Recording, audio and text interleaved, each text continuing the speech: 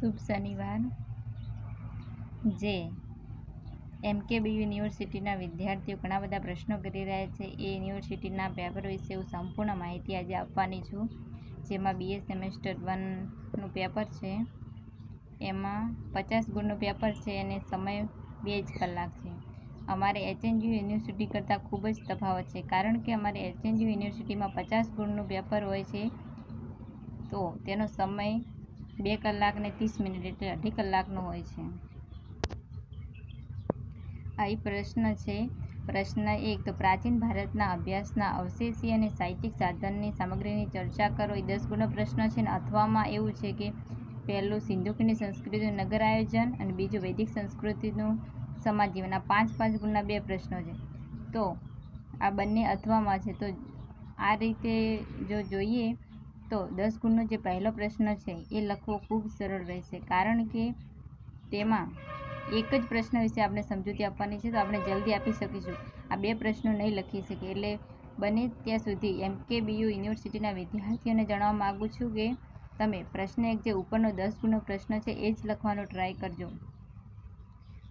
આ અથવાની નીચે બંને પ્રશ્નો તમારે લખવા પડશે. 5 ગુણના ગુણ તો સરખા જ છે, પરંતુ લખાણ પદ્ધતિમાં થોડું એમ વધારે તમારે પેલું થશે. એ માટે તમે ઉપરનો જે પ્રશ્ન છે 10 ગુણવાળો એ જ લખવાનું ટ્રાય કરજો. એ રીતે પ્રશ્ન 2, તો સમ્રાટ અશોકની કારકિર્દી અને સિદ્ધિઓનું વર્ણન કરો. એ 10 ગુણનો પ્રશ્ન છે અને અથવામાં જો લખવા હોય તો મહાજનપદો વિશે અને ગૌતમ બુદ્ધ બંને વિશે લખવું પડશે તમારે. આ માટે પ્રશ્ન 2માં સમ્રાટ અશોકની કારકિર્દી વિશે લખવું સારું રહે. પ્રશ્ન 3, પુષ્યમિત્ર શુંગની સિદ્ધિઓની સમીક્ષા કરો. એ 10 ગુણનો પ્રશ્ન, એના અથવામાં છે. કનિષ્કની સિદ્ધિઓને ખારવેલ વિશે ટૂંકમાં લખવા. બંને લખવી પડે. એના કરતાં ઉપરનો પ્રશ્ન લખવો સરળ રહેશે. પ્રશ્ન 4, સાતવાહન વંશની રાજકીય અને સાંસ્કૃતિક પરિસ્થિતિની ચર્ચા કરો. એના અથવામાં છે. વાકાટક વંશની રાજકીય પરિસ્થિતિ અને સંગમ યુગ. આ બંને કરતી ઉપરનો સરળ રહેશે. પ્રશ્ન 4 પૂરો. હવે પ્રશ્ન 5, એમાં ટૂંક નોંધ છે 10 ગુણની. તો કુલ 4 છે, એમાંથી 2 લખવાની. એ તો બધા માટે સેમ જ છે. તો આ બધાને જોતાં જે ઉપરનો પ્રશ્ન 10 ગુણનો છે એ લખવો સરળ રહેશે, અથવા પછીના પ્રશ્નો લખવા થોડા અઘરા પડશે. જે એ પ્રશ્ન હતો પહેલો કે પ્રાચીન ભારતના અભ્યાસના અવશેષી અને સાહિત્યિક સાધન સામગ્રીની ચર્ચા કરો. એને મેં પ્રશ્ન લખ્યો છે. જો તમારી યુનિવર્સિટીમાં સમય ઓછો આપવામાં આવે છે, એ માટે હું તમને જણાવું કે તમારે જે 10 ગુણનો પ્રશ્ન હોય છે એને 20 મિનિટમાં પૂરો કરવાનો ટ્રાય કરવો પડશે.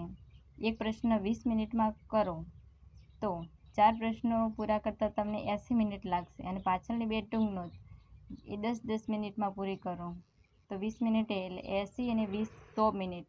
પાછળની 20 મિનિટ વધે એમાં જો તમે પુરવણી લીધી હોય તો એ બાંધવામાં કામ આવશે, હાઇલાઇટ કરવું હોય તો કામ આવશે, અને જે યુનિવર્સિટી દ્વારા જે સહી કરાવવામાં આવે છે એમાં સમય લાગશે. આ માટે તમારે એક પ્રશ્ન 20 મિનિટમાં પૂરો કરવાનો રહેશે.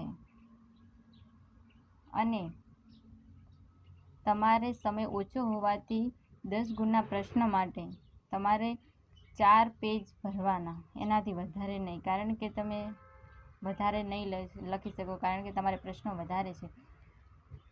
એક પ્રશ્ન 4 પેજનો, અને જે ટૂંક નોંધ લખવાની છે એ ફક્ત એક ટૂંક નોંધ 2 પેજની લખવાની. એવી રીતે પ્રશ્ન 5માં તમારે 2 ટૂંક નોંધ લખવાની છે. એક ટૂંક નોંધના 2 પેજ, તો 2 ટૂંક નોંધના 4 પેજ. આ રીતે થશે. એમ તમારે કુલ ચોખ્ખે 16 પેજ અને 4 પેજ, પેલા 20 પેજ તમારે 2 કલાકમાં ભરવાના રહેશે. તો જે પહેલો પ્રશ્ન હતો એને મેં અહીંયા સમજાવ્યું છે. તમારે આ રીતે લખવાનું. પ્રશ્ન 1 કરવાનું, પછી જવાબ લખવાનું, પછી કોટેશન મેં તમારો જે પ્રશ્ન હતો એના લગતી ગોત્યું છે. ભૂતકાળમાં બનેલી સારી નરસી ઘટનાઓને પ્રાચીન ભારતનો ઇતિહાસ કહેવાય છે. એ ઇતિહાસવિદોના મતે. પ્રસ્તાવના પ્રશ્નની વિગતે સમજૂતી. પ્રાચીન ભારતનો ઇતિહાસ એટલે શું? પ્રાચીન ભારતના અવશેષો, એમાં સિક્કાઓ, તાડપત્ર, ભોજપત્ર, અભિલેખો, તામ્રપત્રો. પ્રાચીન સાહિત્યિક સાધનો, એમાં વેદો, બ્રાહ્મણ, આરણ્યકો અને ઉપનિષદો, પુરાણો, મહાકાવ્યો, જૈન તથા બૌદ્ધ સાહિત્ય, ધર્મસૂત્રો અને સ્મૃતિઓનું સમાપન. તમે જ્યારે પેપરમાં લખો ત્યારે આ રીતે લખવાનું રહેશે. બતાવું. પ્રશ્ન 1 કરી જવાબ, કોટેશન લખી અને પ્રસ્તાવના. મને સમય વધારે ન મળ્યો હોવાથી હું વધારે ગોતી શકી નથી. મને જે મળ્યું તે મેં જલ્દીથી જલ્દી મૂકવાનો ટ્રાય કર્યો છે. પ્રશ્નની વિગતે પ્રાચીન ભારતનો ઇતિહાસ એટલે શું? પ્રાચીન ભારતના અભ્યાસના અવશેષો. આવી રીતે એક મુદ્દામાં ફક્ત બે એમ ફકરા પાડશો તો ચાલશે, કારણ કે તમારે સમય બહુ ઓછો છે.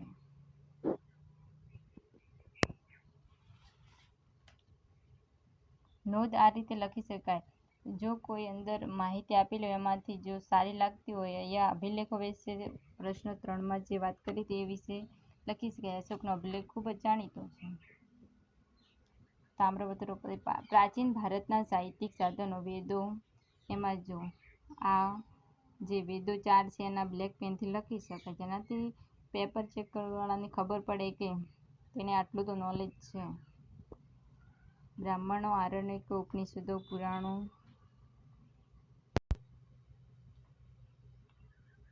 મેં જલ્દી લખ્યું છે એટલે થોડા અક્ષર બી ઉડતા હશે. છેલ્લે સમાપન.